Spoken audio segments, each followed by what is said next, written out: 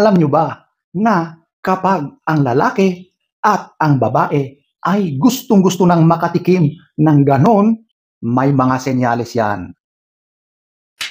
So, ang topic natin for today, mga signs na ang lalaki at ang babae ay gustong-gusto nang makatikim ulit ng ganon. Alam mo na ang tinutukoy ko, okay?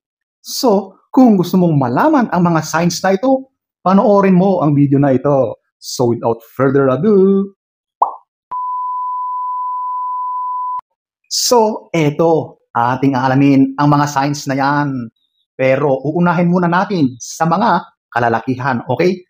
So, ito, ang number one sign sa mga kalalakihan, ito number one, ito, yung hawak, touch. Yan, alam mo, ang lalaki, kapag yan na ay nagpapahiwatig or gustong-gusto na ng ganon, so magpapakita yan ng mga senyales, ng mga signs na ganon ang gusto niya sa'yo sa moment na kayo ay magkasama. So, tulad ng sinabi ko, hahawak siya, mga touches na yan, ganon ang unang gagawin niya. So, maaring didikit siya sa'yo or lalapit siya sa'yo habang siya ay nakikipag-usap sa'yo at talagang yan ay makikiramdam muna. Habang okay naman yung usapan nyo at walang pumapalag, alam niya na okay ka lang, mag-uumpisa na yan na hahawak. Maaring dadampi muna yung kamay niya sa kamay mo at kapag hindi ka naman pumalag, ayun na, tuloy-tuloy na yung mga paghawak na yan hanggang kung saan na yan makakarating. Ganon lang yun, okay? So, touch is very essential sa mga ganyang mga pagpapahiwatig ng pagnanais sa kaparehang babae. Number one. Number two, ito ay yung medyo indirect ito. Pero kapag ginawa ito ng lalaki, meron na siyang pagnanasa sa iyo. May binabalak yan. Nabanggit ko na ito sa ilang mga videos ko. So ito yung aayain ka mag-inom or aayain ka sa inuman. Ganyan talaga. Kasi diba, alam mo, kapag ang mga taong nasa inuman, mga babae, lalaki, kapag yan na ay tinamaan na ng espiritu, kakaibang espiritu, nako, nagbabago na rin ang kanilang mga ginagawa. Yung pakiramdam nila ay nagbabago na. May para na silang sinaniban ng kung ano-anong espiritu. So yung espiritu na yan, alam mo na kung ano yung ginagawa sa katawan mo. Kaya yung lalaki, kapag talagang may balak yan, aayain ka sa mga ganyang mga activities. Kasi alam niya na malaki ang chances na tatamaan ka rin at papayag ka na sa mga ganong maaring mangyayari. Kasi di ba may kasabihan na kapag may alak, may balak. Ganon yun. Hindi ko sinasabing lahat, pero may katotohanan yan. Okay? So ayan po, ang number two. Number three, ito yung nakikipagharutan, landian, ganyan. Ang lalaki kapag talagang medyo malakas ang kanyang loob, di ba?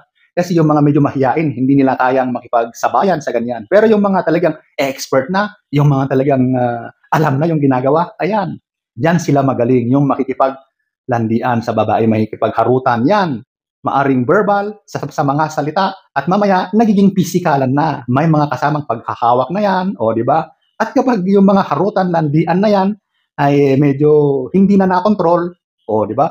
Alam mo na kung saan patutungo yun. Ganun yun. So, yan ang isang sign na ang lalaki ay may pagnanasa sa iyo, may interest siya na makipag-ganon-ganon sa iyo. Yan ang sign yung nakikipaglandian siya ng diretsahan, harutan.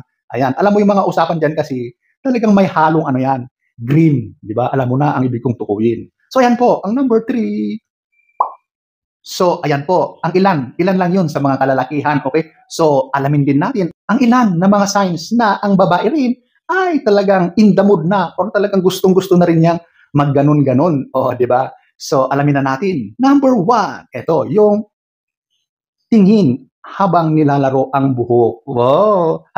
Ayan na yung mga talagang mapanuksong mga tingin, di ba?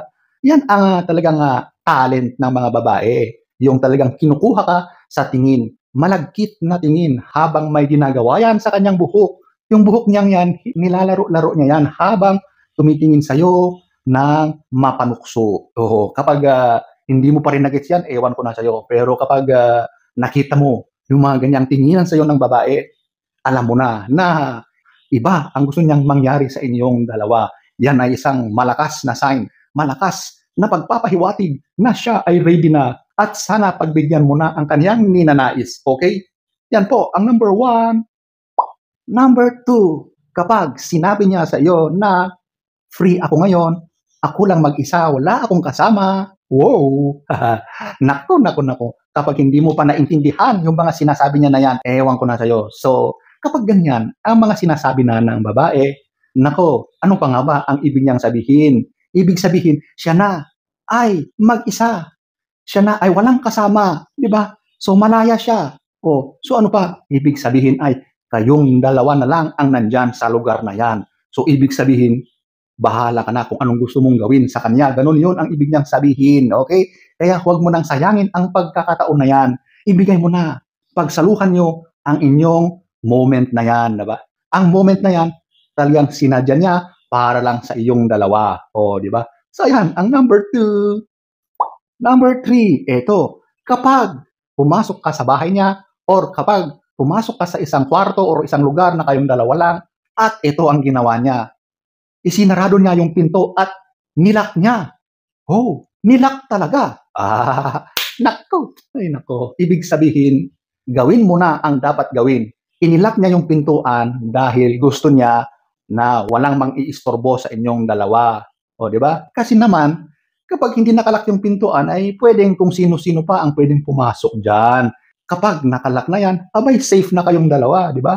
So, pagkakataon mo na para gawin ang gusto niyang mangyari. Ganun yun. So, once na inilak ng babae ang pinto at kayong dalawa lang dyan, alam mo na ang ibig niyang mangyari sa inyo. Di ba? Huwag ka nang mahina, okay? Number 3. Number 4. Yan, yung dumidikit-dikit at humahawak-hawak. Minsan, bumubulong-bulong pa dyan sa iyong tenga. Nako, nako, nako, nako. Yung hawak pa lang, nanginginig na yung katawan mo. Iba na ang nararamdaman mo. Eh, paano na kapag bumulong na dyan sa tenga mo? Nako, lahat ng buhok dyan talagang mangingilabot, di ba? Yung balat mo ay chicken skin.